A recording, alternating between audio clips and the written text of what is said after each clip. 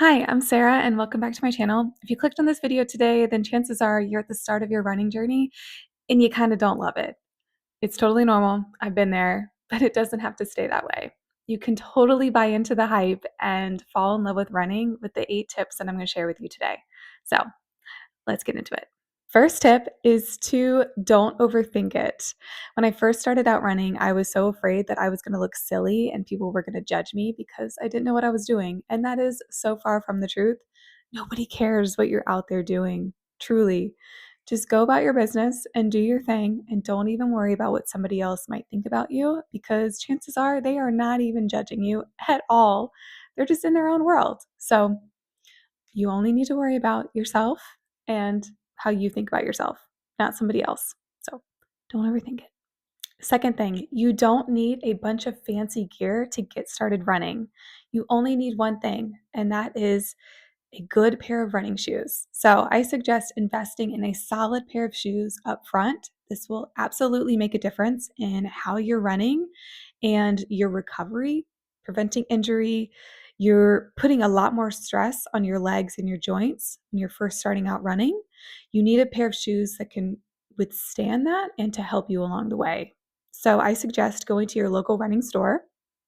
They'll be able to size you for your the length of your foot, the width, your arch. They'll be able to test your gait, how you're running, and how your weight is being distributed around your foot. They will absolutely be able to help you with that, and it will truly make a difference in the long run having a good pair of shoes from the start. Third tip is to start slow. Do not start your running like a bat out of hell. No, start slow. What does that mean? That means to be able to maintain a conversation while you're running. So if I'm running and I can't talk to the person next to me, or if I can't say words, I can't complete sentences out loud because I'm breathing so fast and my heart rate is through the roof, slow it back, be able to control your breathing, be able to have a conversation with somebody next to you or just with yourself out loud. If you can't maintain that, dial it back. Now, over time, you will be able to tell that you'll be able to go a little bit faster and still be able to maintain your pace. That's great, but it takes time and takes consistency. So start slow. Don't worry about distance. Don't worry about pace. Just focus on your breathing, being able to maintain that conversation, and time on your feet. That's going to make a big difference in the long run.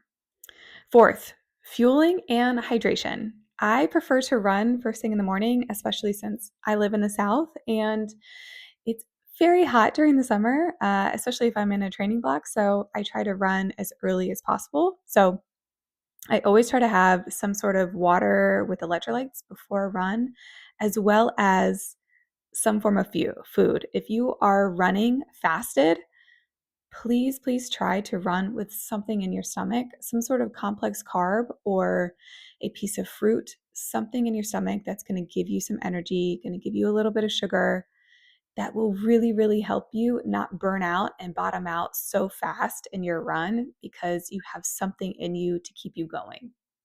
Fifth tip is community. So running doesn't have to be a solo sport all the time. I recommend finding people to run with. It's a great way to stay consistent, have accountability, knowing that you're going to meet this group of people at this time to go on a run. It's also a great way to learn from others. So many people have different tips, and learning from others literally while you're running is such a good way to get better. It's also a great way to make sure you're able to maintain your conversational pace by having other people there and also camaraderie. So I started running with a group of coworkers during lunch, and we had so much fun. We had accountability to meet almost every day at 11:30 for our run, but also we became such great friends because we shared a common interest and a commonality, and it absolutely made a huge difference in my running journey. Next tip is to get comfortable with being uncomfortable. So, from my perspective, running is 50% physical, 50% mental. So, just as much as you're training physically, you also have to train mentally. So, for me, I try to compartmentalize whatever discomfort I'm feeling that day and I put it in a box over here. I know it's there, but I'm not giving it attention. I'm going to focus on something over here.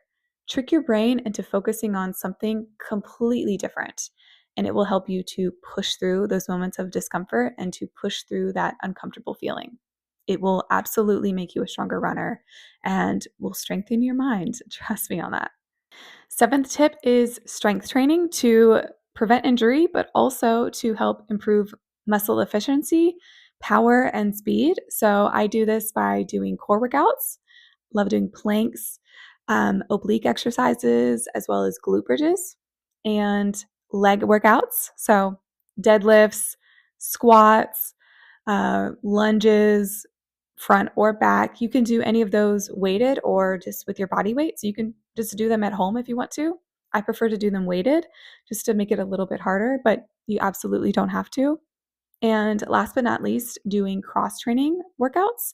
So cycling, swimming, yoga for flexibility, anything that's low impact, cross train with that versus your running is it's very high impact. So cross training with something low impact is really going to help you. Last but not least, sign up for a race, get something booked on the calendar. It gives you some purpose behind your training so you're not just doing it for nothing. I grew up in the dance world and I always had a show or a gig or something that I was reaching for. So having running and signing up for a race feels like the same thing for me. And I guess it's kind of like athletes that have a game. They're going to workouts and they're going to practices because they're trying to get better for their game and to win. So it's the same thing. Sign up for a race, book something on the calendar. It gives you something to look forward to and to train for.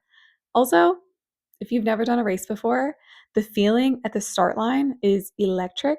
It is so, so good. And the feeling at the finish line is also just as good. So you might end up catching the bug to sign up for more races after that, just through one race. So give it a try. So that brings us to the end of the video today. Thank you so much for watching. I am certainly not an expert at running, but these tips really, really helped me over the past few years on my running journey, and I hope they help you too. So if you learned something today, please feel free to let me know in the comments down below, or if you have any other tips for anybody else watching, please feel free to comment that. And go ahead and subscribe so you don't miss any content from me. And until next time, I'll see ya.